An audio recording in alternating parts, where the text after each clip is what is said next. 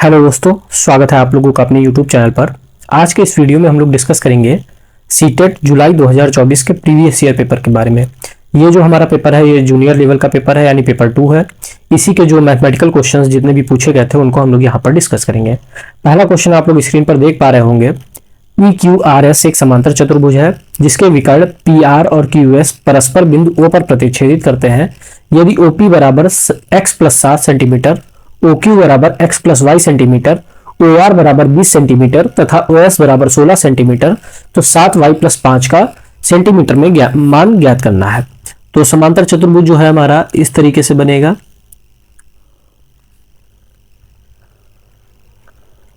इस तरह से हमारा समांतर चतुर्भुज बनेगा। अब इसका विकर्ण जो है, विकर्ण यहां से इसको हम लोग ऐसे मिला देंगे, ये एक विकर्ण बन गया, और इसको इस तरीके से मिला देंगे, ये हमारा दूसरा विकर्ण बन गया। अब विकर्ण जो है वो O पर प्रतिच्छेदित कर रहे हैं। चतुर्भुज का नाम है PQR और S। तो अब यहां पर कह रहा OP बराबर x प्लस 7, तो O और P यानी ये जो वैल्यू है ये हमारी हो गई x प्लस 7। इसके बाद कह रहा है कि OQ बराबर x प्लस वाई, तो OQ, तो ये वैल्यू जो हो गई हमारी x प्लस वाई हो गई। अब आगे बोल रहा है कि OR बराबर 20 सेंटीमीटर, OR हमारा हो गया 20 सेंटीमीटर। नेक्स्ट है OS बराबर 16 सेंटीमीटर, तो OS हमारा हो गया 16 सेंटीमीटर।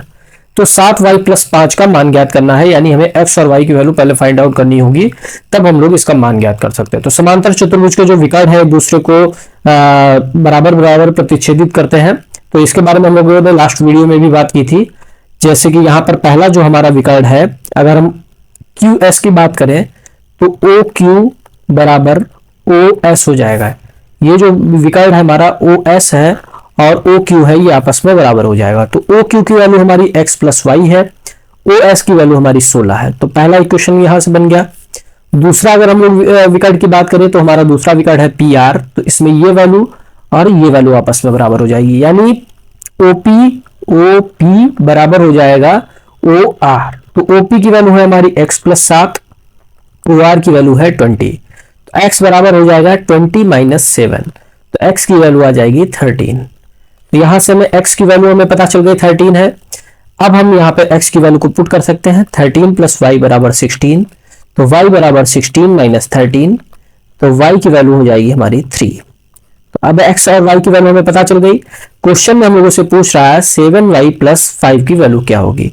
तो 7y की वैल्यू 3 प्लस 5, 7 और 3 की गुणा 21 प्लस 5, तो 21 और 5 की गुणा करेंगे तो 26 हम लोगों का आंसर आ जाएगा। तो हम लोग देख सकते हैं ऑप्शन नंबर 3 में हमारा 26 आंसर दिया गया है।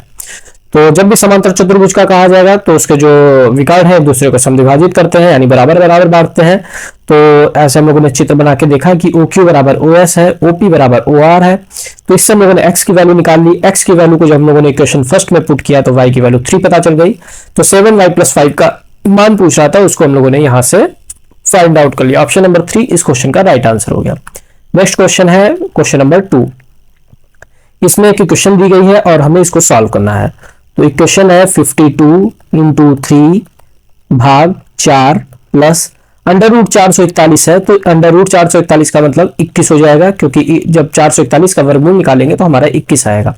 वर्गमूल आप लोगों को याद होने चाहिए, तभी आप लोग आसानी से क्वेश्चन को टैकल कर पाएंगे। अब यहाँ पर बाकी क्वेश्चन हम लोग ऐसे ही उतार लेते हैं। -32 भाग 8 गुणे 12। सबसे पहले हम लोगों ने वर्गमूल को सॉल्व कर लिया। 441 का वर्गमूल 21 होता है। अब जो सॉल्व करने का मेथड होता है, सबसे पहले भाग करेंगे, फिर गुणा करेंगे, फिर जोड़ करेंगे और फिर घटाना करेंगे। तो पहला 52 गुणे 3।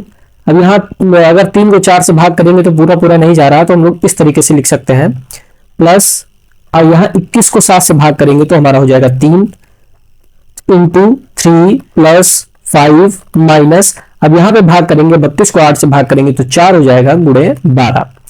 अब देखो यहाँ 4 से हम लोग डिवाइड कर देंगे, 52 को 13 हो जाएगा। 13 और 3 की गुणा 39, क्योंकि अब हम लोग गुणा करेंगे, भाग कर लिया, भाग के बाद में गुणा। 3 और 3 की गुणा करेंगे तो 9 प्लस 5 और 12 चौको 48, तो ये हो जाएगा 39। 39 और 9 48 हो जाएगा। 48 में से 48 जाएगा तो ये कैंसिल हो जाएगा। तो हम लोगों का आंसर आ जाएगा 5। तो ऑप्शन नंबर 2 इस क्वेश्चन का राइट आंसर हो जाएगा। सबसे पहले हम लोग 441 को लिख लिया 21, उसके बाद में हम लोगों ने भाग का ही किया, भाग के बाद में गुणा, गुणा के बाद में जोड़, जोड़ के बाद में घटाना। तो ये 39 हम लोग जोड़ेंगे 48 हो जाएगा, 48 में से 48 जाएगा, 0 बचेगा, यानी हमारा जो 5 है राइट आंसर हो जाएगा ऑप्शन नंबर 2। नेक्स्ट क्वेश्चन है, अरुण वरुण से 3 वर्ष बड़ा है। 8 वर्ष पहले अरुण की आयु का 5/6वां वरुण की आयु के 3/5वां वर्ष से 6 वर्ष अधिक है। यदि वरुण की वर्तमान आयु x वर्ष है, तब x का मान निम्न समीकरण को हल करने से प्राप्त हो सकता है। तो सबसे पहले हम लोगों को दे रखा है वरुण की आयु जो है x वर्ष है, तो वरुण की आयु हो गई हमारी x वर्ष। अब अरुण जो है 3 वर्ष बड़ा है, यानी अरुण की आयु हो जाएगी x + 3 वर्ष, 3 वर्ष बड़ा है। अब 8 वर्ष पहले कह रहा है, 8 वर्ष पहले, जब भी पहले की बात करेगा तो हम लोग जो है उसमें से 3 माइनस कर देंगे, 8 माइनस कर देंगे, तो x - 8 वर्ष हो गया। ये हो गई हमारी वरुण की आयु। और अरुण की आयु 8 वर्ष पहले क्या हो जाएगी, x + 3 उसकी वर्तमान आयु है, -8 कर देंगे तो ये हमको मिल जाएगी अरुण की आयु। तो अरुण की आयु हो जाएगी हमारी x - 5।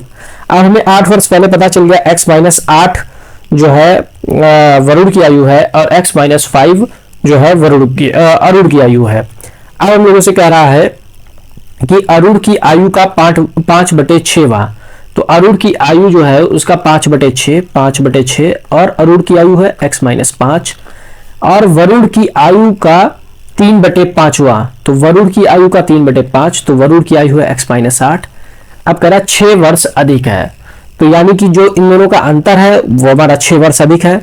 तो इसमें जो बड़ा है उसको हम लोग पहले रखेंगे, अरुण बड़ा है तो बड़े में से छोटे को माइनस करेंगे, और वरुण छोटा है यानी 5/6 x - 5 इसको हम लोग पहले रखेंगे, और दोनों का अंतर जो है वो 6 वर्ष हो जाएगा। हम लोग देख लेते हैं किस ऑप्शन में हमारा जो आंसर है वो मैच कर रहा है। तो ये हम लोग फर्स्ट ऑप्शन है, इसी से हम लोगों का आंसर जो है मैच कर जाएगा, हमारा जो पहला ऑप्शन है वही राइट आंसर हो जाएगा। तो सिंपल सा इसमें वरुण की आयु को हम लोगों ने x वर्ष मान लिया, अरुण की आयु हो गई x + 3 वर्ष। 8 वर्ष पहले कह रहा था, तो 8 वर्ष पहले वरुण की आयु हो गई x - 8। 8 वर्ष पहले अरुण की आयु हो गई हमारी x + 3 - 8 यानी x - 5 हो गई।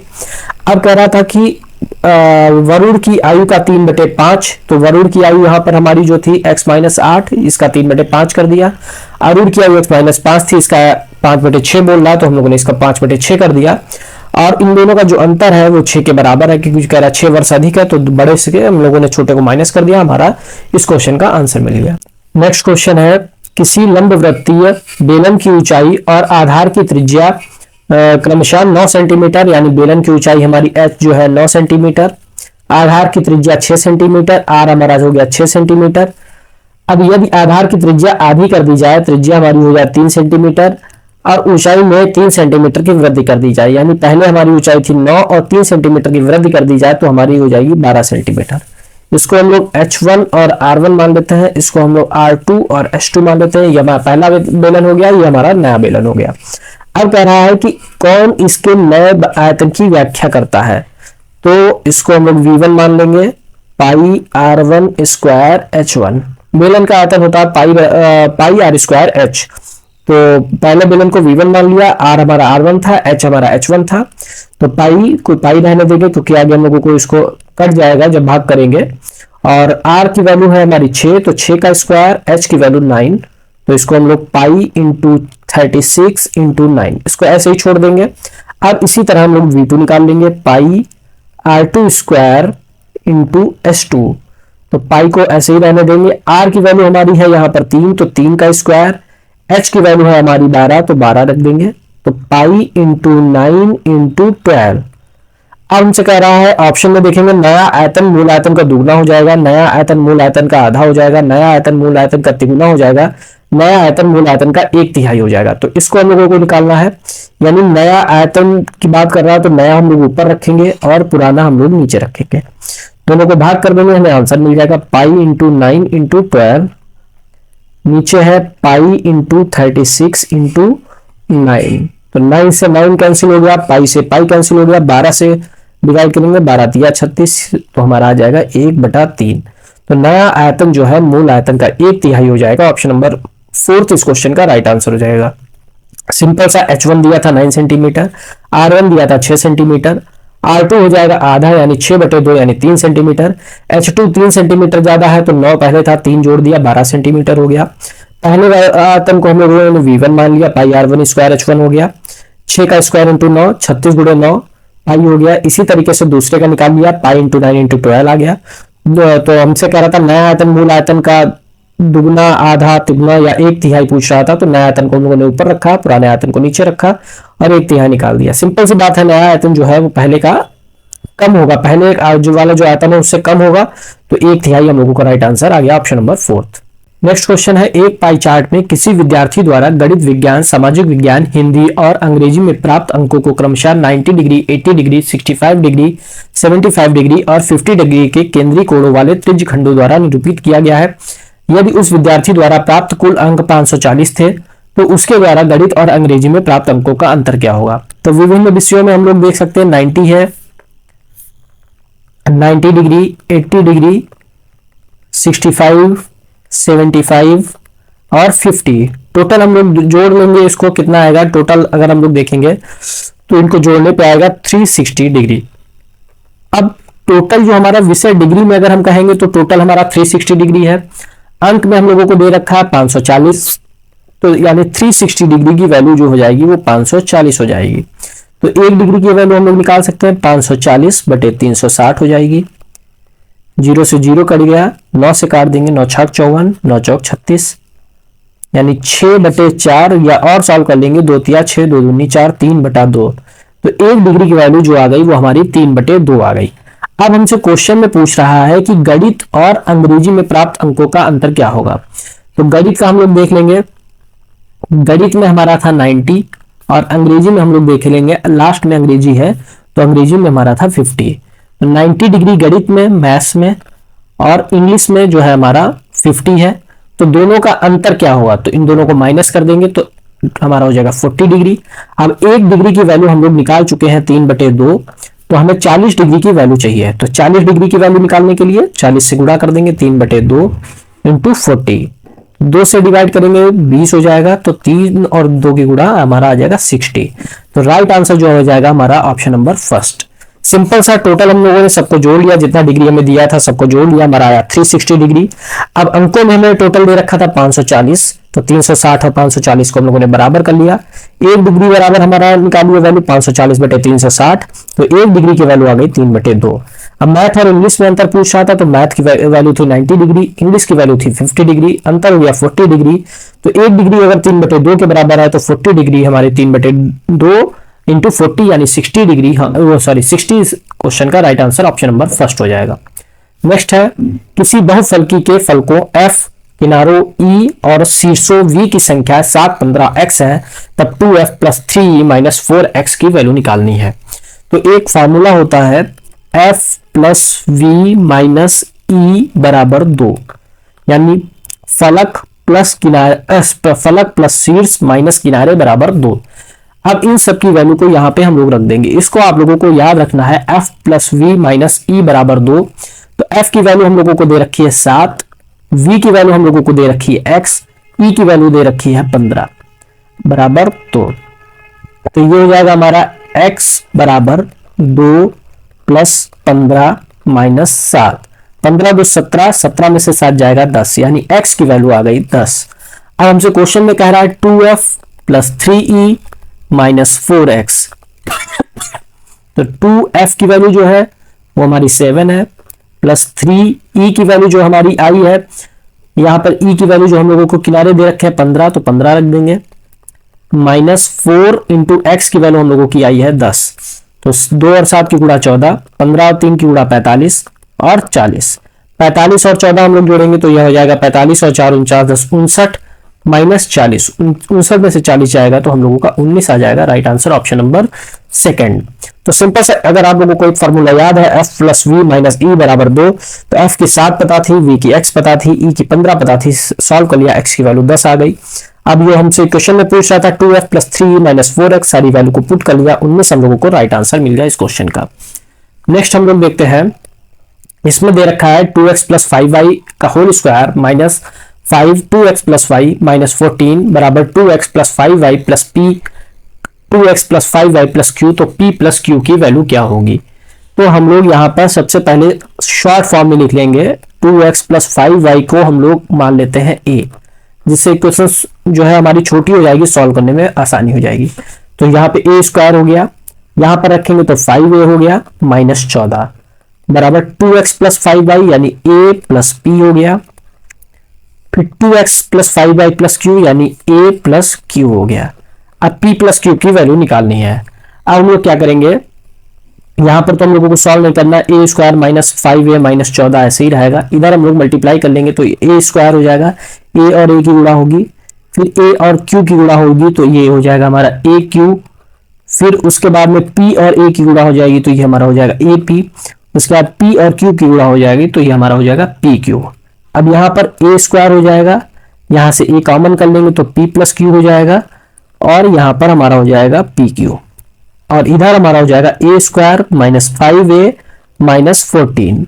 अब यहां से हम लोग देख सकते हैं यहाँ पर ए है, यहाँ पर ए है, तो यानी p प्लस क्यू की वैल्यू जो हो गई वो हमारी हो गई -5। तो इस क्वेश्चन का जो राइट आंसर हो गया हमारा ऑप्शन नंबर 4 हो गया। अगर पी क्यू की वैल्यू पूछी जाएगी तो पी क्यू की वैल्यू हो जाएगी हमारी -14। तो पी क्यू की अगर वो वैल्यू पूछी जाती तो -14 हम लोगों का राइट आंसर हो जाता। फिलहाल के लिए p प्लस क्यू का जो आंसर हो गया -5 हो गया। सिंपल सा हम लोगों ने मान लिया 2x प्लस 5y बराबर a, यहां से a, तो उसके बाद से हम लोगों का क्वेश्चन आसान हो गया। ए स्क्वायर माइनस 5 माइनस 14 हो गया, इधर a plus P A plus Q हो गया, इसको हम लोगों ने मल्टीप्लाई कर दिया, यहाँ से a कॉमन कर लिया है तो हमारा देख सकते हैं इसी फॉर्म में हो गया। यहाँ a स्क्वायर है, यहाँ a स्क्वायर हो गया, यहाँ 5a है तो ये p प्लस क्यू ए हम लोग पहले भी लिख सकते हैं, यानी a से a कैंसिल हो गया तो यानी p प्लस क्यू की वैल्यू हमारी -5 हो गई, पी क्यू की वैल्यू -14 हो गई। तो जिसकी भी वैल्यू हम लोगों से पूछी जाएगी उसका हम लोग आंसर दे सकते हैं। नेक्स्ट क्वेश्चन है, सबसे बड़ी और सबसे छोटी भिन्नों का योग निकालना है। तो पहली 6/7, इसको सॉल्व कर लेते हैं, 5 दूनी 10, 3 13/5। मिश्र भिन्न को सॉल्व करने के लिए 5 और 2 की गुणा कर देंगे, 5 दूनी 10 और 3 ऐड कर देंगे तो 13 हो गया, 3/8 और लास्ट में 15 और 2 की गुणा 30, 30 और 8 38, 38/15। तो ये हमारी आ गई है। इनको हम लोगों ने साधारण भिन्न में सबको चेंज कर लिया। अब हम लोगों को देखना है कौन सबसे छोटी है और कौन सबसे बड़ी है। तो 7 से अगर 6 को भाग करेंगे तो हम लोग 7 का पारा पढ़ेंगे तो 8 भाग में 7 8 56 यानी लगभग 0.8 के आसपास आएगा। 5 से 13 को करेंगे तो 5 दूनी 10 और 5 का 20 यानी 2.6 आएगा। भाग करके आप लोग देख सकते हैं, और डायरेक्ट अगर भाग कर सकते हो देख सकते हैं। 8 या 24 यानी ये हम लोगों का लगभग 0.3 हो जाएगा। इसको करेंगे तो 15 दूनी 30 बचा 8 और 15 7 75, हाँ वो सॉरी 15 15 75 तो 2.5 लगभग हो जाएगा।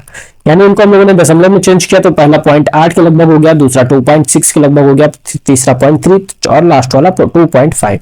अब इसमें देखेंगे सबसे छोटा कौन सा है, तो सबसे छोटा हमारा 0.3 है यानी 3/8 भिन्न सबसे छोटी हो गई। सबसे बड़ा हमारा 2.6 है यानी सबसे 13/5 सबसे बड़ी भिन्न हो गई। इन दोनों का योगफल निकालना था, योगफल निकालने के लिए जोड़ देंगे, एलसीएम लेंगे 8 और 5 के एलसीएम हमारा 40 हो जाएगा। 8 से डिवाइड करेंगे 8 5 40 और 5 या 15, 5 से डिवाइड करेंगे 5 8 40, 13 और 13 8 104, 104 और 15 119 हो गया, 119/40।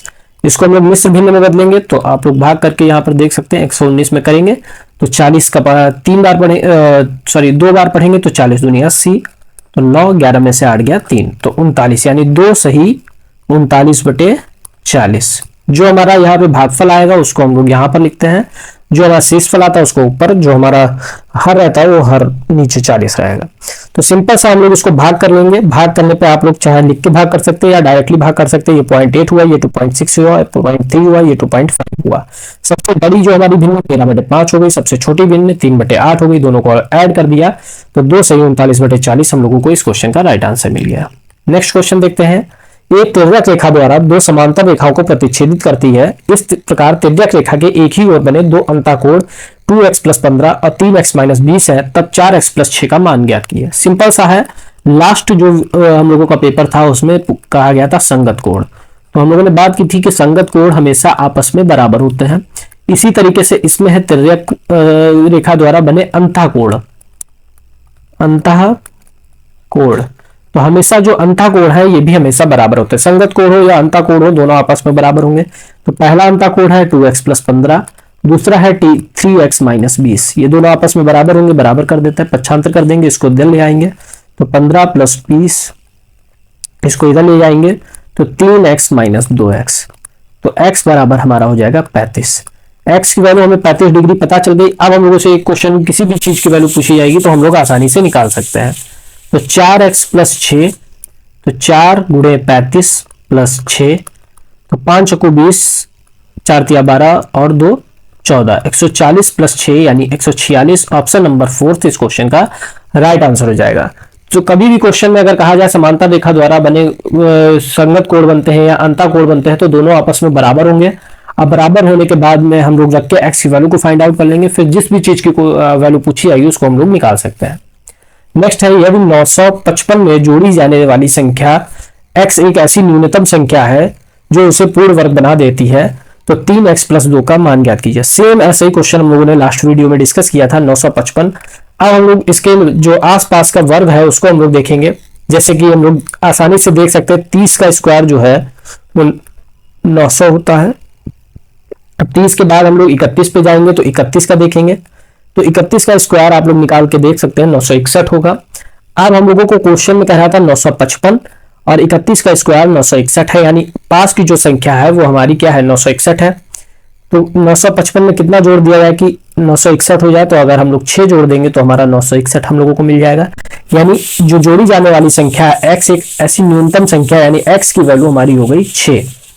जब x की वैल्यू हमें 6 पता चल गई तो 3x प्लस 2 की वैल्यू निकाल लेंगे। 3 गुणे 6 प्लस 2, 6 तिया 18 प्लस 2, 18 और 2 20, ऑप्शन नंबर फर्स्ट। तो ऐसा जब भी क्वेश्चन आएगा आसपास का वर्ग देख लेंगे। 955 हमें पता था 30 के लगभग आएगा, तो 30 का निकाला 900 हो गया, 31 का निकाला 961 हो गया। तो सबसे पास में यही है, तो 955 में 6 जोड़ देंगे 961 में, यानी पूर्ण वर्ग मिल जाएगा। तो x ऐसी में जो कह रहा था जोड़ी जाने वाली, यानी 6 जो है वो जोड़ी जाने वाली संख्या थी, यानी x की वैल्यू 6 पता चल गई। यहाँ पे हम लोगों ने उसको पुट कर दिया तो हमें इस इक्वेशन का मान पता चल गया 20। नेक्स्ट क्वेश्चन, 1 और 500 के बीच में ऐसी कितनी प्राकृतिक संख्या है जो 3, 5 और 7 से विभाज्य है। तो जब भी ऐसा निकालना होगा तो एलसीएम निकालेंगे सबसे पहले। जो संख्याएं दे रखी हैं जैसे यहाँ 3, 5 और 7, तो सभी अभाज्य संख्या है यानी सबको गुणा करेंगे। तो 5 या 15, 15 और 7 की गुणा 105, तो एलसीएम आ जाएगा 105। अब करा 1 और 500 के बीच में ऐसी कितनी संख्या है, तो 105 के हम लोग यहाँ पर गुणा लिख देंगे, यानी 105 का पहाड़ा लिख देंगे। तो 105 हो जाएगा, फिर 210 हो जाएगा, फिर 315 हो जाएगा, उसके बाद में 420 हो जाएगा। और अब क्योंकि हम लोगों से क्वेश्चन में कह रहा है कि 1 और 500 के बीच में, अगर 420 में और हम लोग ऐड करेंगे अगला पढ़ेंगे तो 525 हो जाएगा। तो 525 500 से बड़ा हो जाएगा, हमें 100 1 और 500 के बीच में चाहिए। तो 1 और 500 के बीच में एक 105 हो गई, एक 210 हो गई, एक 315 हो गई, एक 420, यानी 1, 2, 3 और 4। तो जो 4 संख्या है वो 3, 5 और 7 से पूर्णतः विभाजित होंगी। तो जब भी ऐसे कहा जाएगा सबसे पहले एलसीएम निकाल लेंगे। एलसीएम हमारे जैसे 105 आया उसके गुणा लिख देंगे। 1 और 500 के बीच में कह रहा था इसलिए हम लोगों ने 420 तक लिखा। अगर 600 के बीच में कहता तो हम लोगों का एक और ऐड हो जाता। इसी तरीके से जितना भी कहता उतने के बीच में हम लोग विभाजित जो निकाल सकते थे कि जो 3 और 5 और 7 से विभाज्य हो। नेक्स्ट देखते हैं, अगला है किसी त्रिभुज ABC की भुजा AB पर M एक बिंदु इस प्रकार स्थित है कि AM बराबर BM बराबर CM। एक हम लोग सबसे पहले त्रिभुज बना लेते हैं। इस तरीके से हमारा त्रिभुज बन गया। अब कह रहा है कि M पर एक बिंदु इस प्रकार स्थित है, AB पहले नाम दे देते हैं, ये हो गया A, ये B और C। AB पर M एक बिंदु है, यहां पे हम लोग मान लेते हैं M एक बिंदु है, इसको M नाम दे देते हैं। इस प्रकार स्थित है कि AM जो AM है और BM और CM, यानी AM, BM और CM ये तीनों हैं जो आपस में बराबर हैं। कोण A और कोण B क्रमशः कोण A जो है x डिग्री है, कोण B हमारा 70 डिग्री है। तो 3x प्लस 25 का मान निकालना है।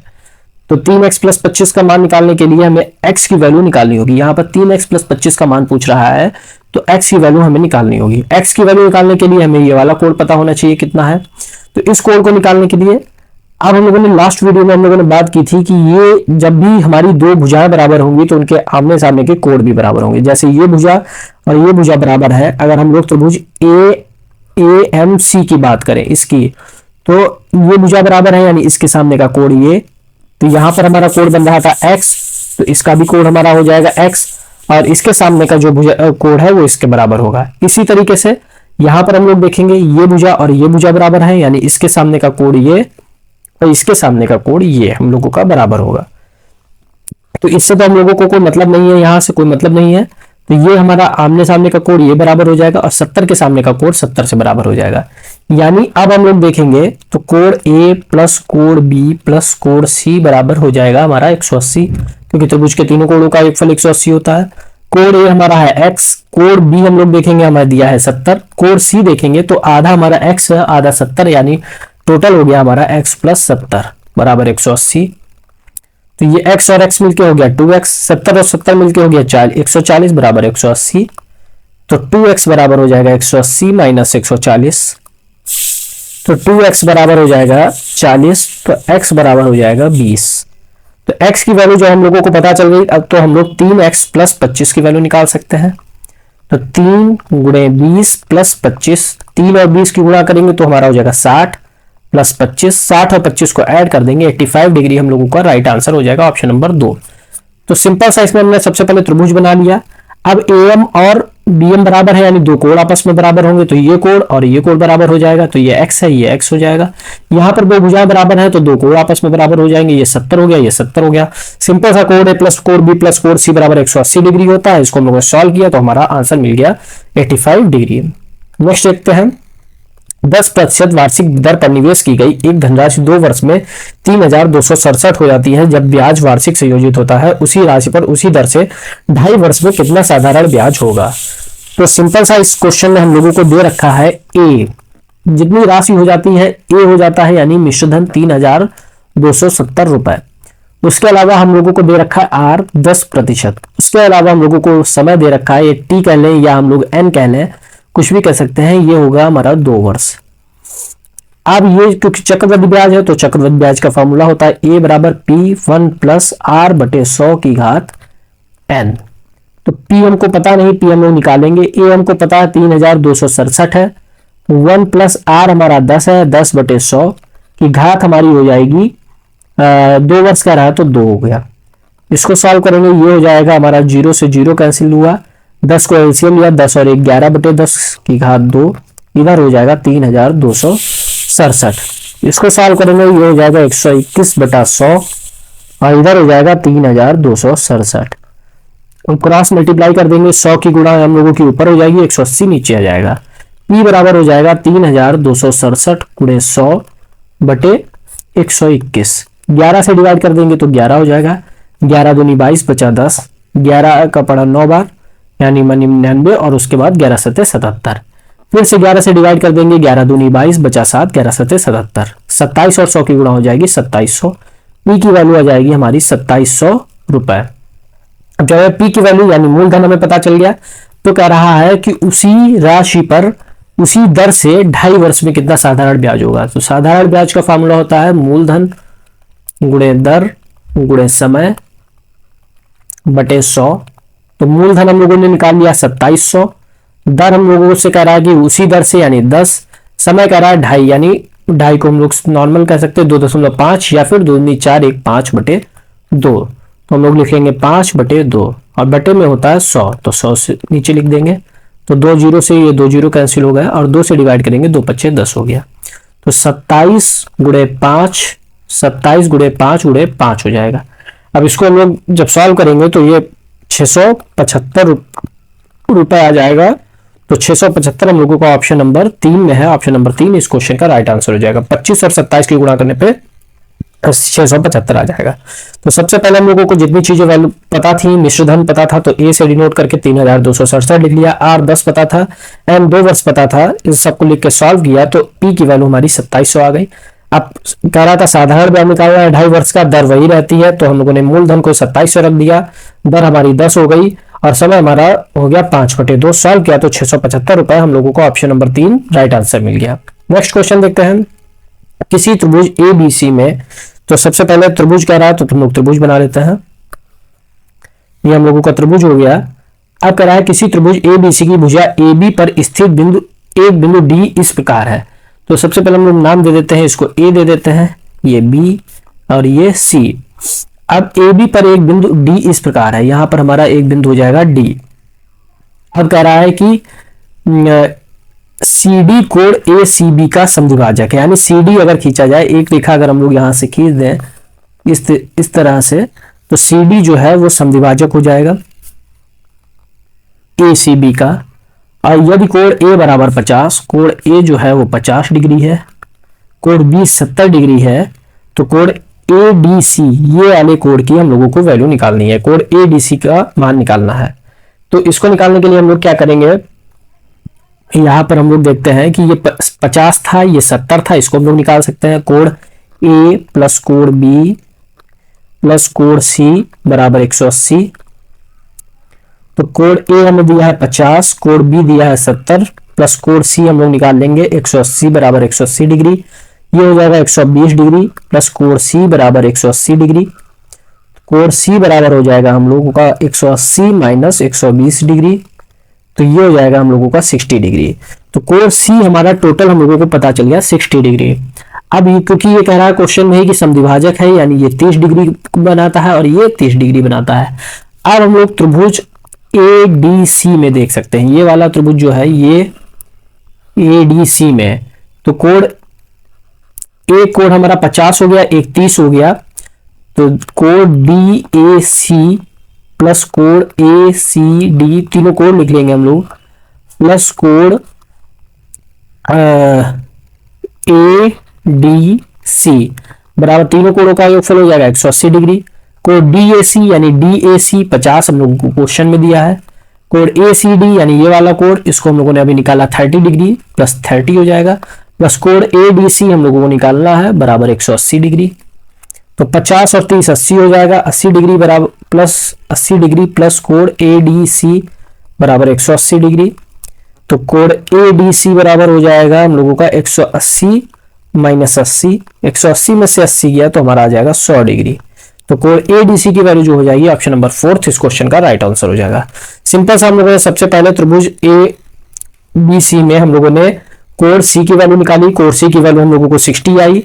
तो क्वेश्चन में हमसे कह रहा था कि ये समद्विभाजक है, यानी 30 डिग्री हो जाएगा।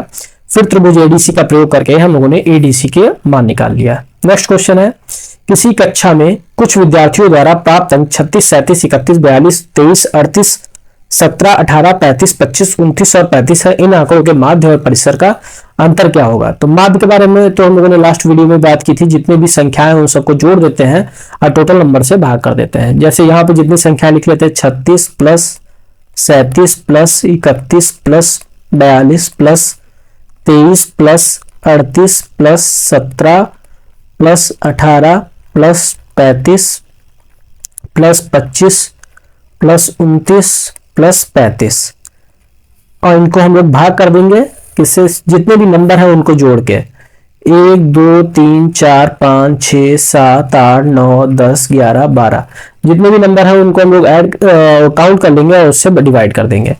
तो इनको हम लोग ऐड करेंगे तो ऐड कर लेंगे 6 7 13 13 14 14 2 16 16 3 19 19 और 8 27 27 और 7 34 34 8 42 42 5 47 47 5 52 52 और 9 61 61 और 5 66 66 का हो जाएगा 6 हासिल गया 6, तो 6 और 3 9 9 3 12 12 3 15 15 4 19 19 2 21 21 3 24 24 1 25 26 26 3 29 29 2 31 31 2 33 33 3 36 366 और नीचे हो जाएगा 12।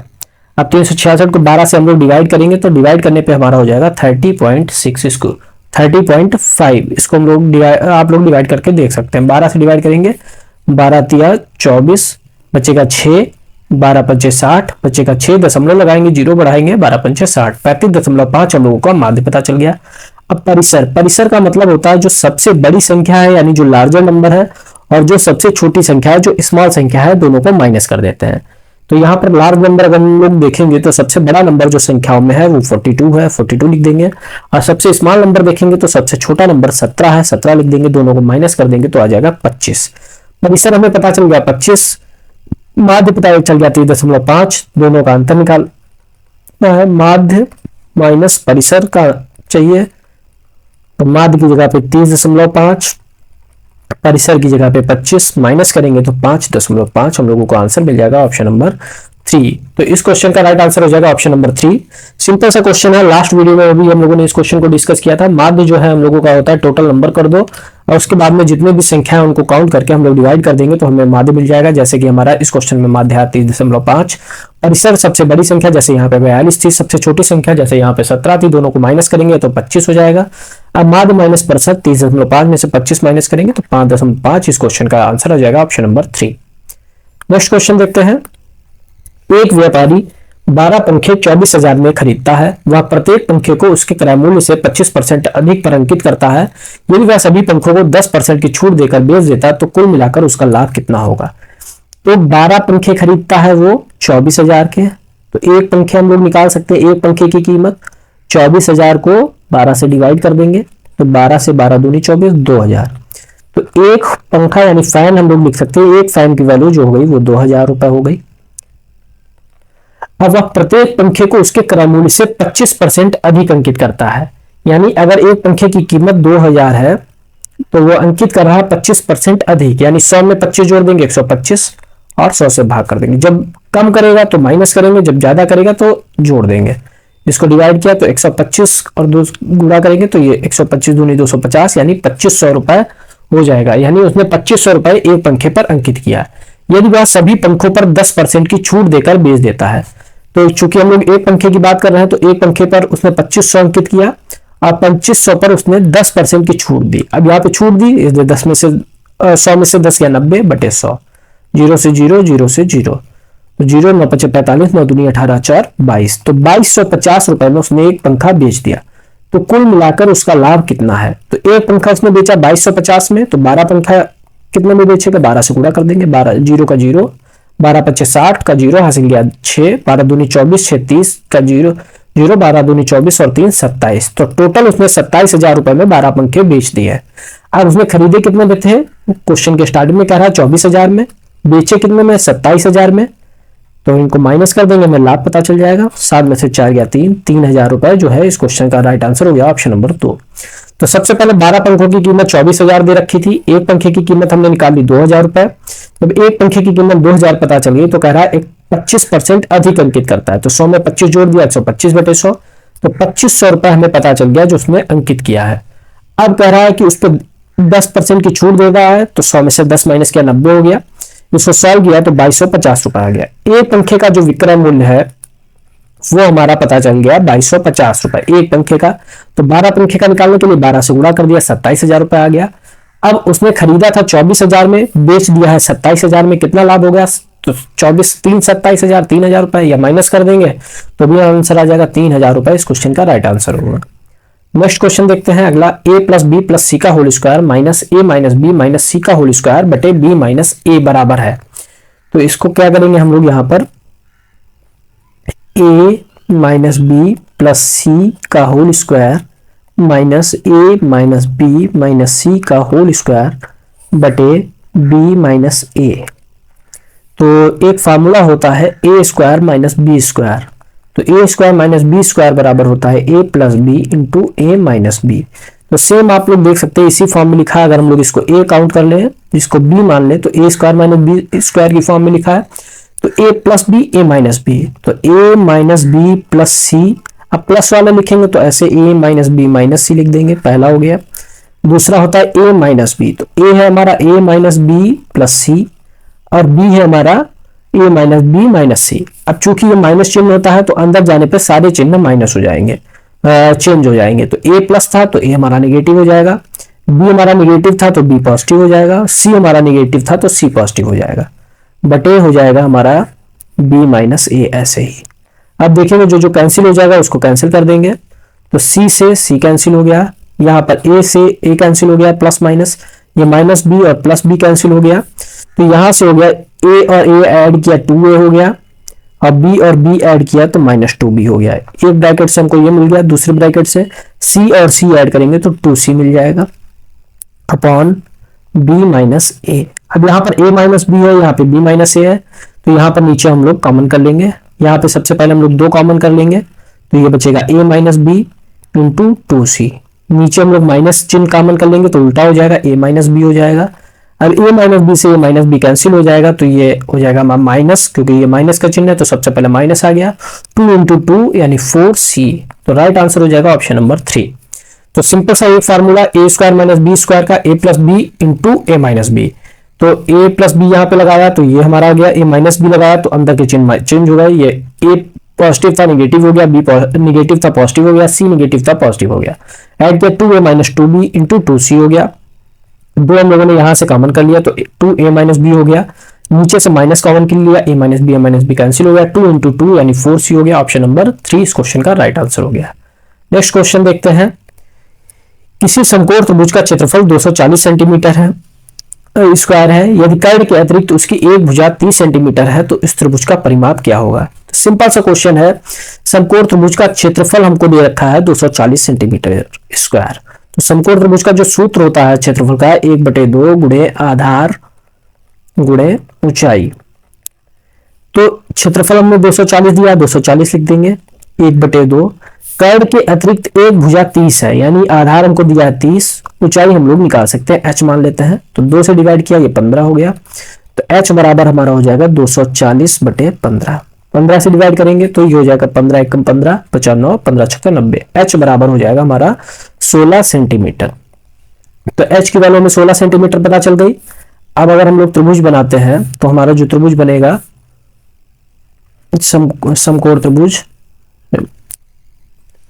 अब हम लोग समकोण त्रिभुज यहाँ पे बना के देखते हैं। तो समकोण त्रिभुज हमारा कुछ इस तरीके से बनेगा,